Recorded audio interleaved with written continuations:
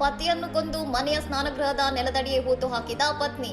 45 ದಿನಗಳ ಕಾಲ ನಾಟಕವಾಡಿದ ಆರೋಪಿ ಬಂಧನ. ಆಗ್ರಾದ ಸಿಕಂದ್ರ ಪ್ರದೇಶದಲ್ಲಿ ದಾರುಣ ಘಟನೆಯೊಂದು ಬೆಳಕಿಗೆ ಬಂದಿದ್ದು, 44 ವರ್ಷದ ಸುರೇಂದ್ರ ಶರ್ಮಾ ಎಂಬುವರನ್ನು ಆತನ ಪತ್ನಿ ರೂಪಿ ಶರ್ಮಾಳೆ ಕೊಲೆ ಮಾಡಿ ಶವವನ್ನು ಮನೆಯ ಬಾತ್ರೂಮ್ ನೆಲದಡಿ ಹೂತು ಹಾಕಿದ್ದಾಳೆ. ಮೇ 26ರಂದು ಸುರೇಂದ್ರ ನಾಪತ್ತೆಯಾಗಿದ್ದಾರೆ ಎಂದು ದೂರು ದಾಖಲಾಗಿತ್ತು. ಆದರೆ ಆರೋಪಿ ರೂಪಿ ಪತಿ ಮನೆ ಬಿಟ್ಟು ಹೋಗಿದ್ದಾನೆ ಎಂದು ನೆರೆಹೊರೆಯವರು ಹಾಗೂ ಸಂಬಂಧಿಕರ ಬಳಿ ಸುಳ್ಳು ಹೇಳಿ 45 ದಿನಗಳ ಕಾಲ ನಾಟಕವಾಡಿದ್ದಾಳೆ.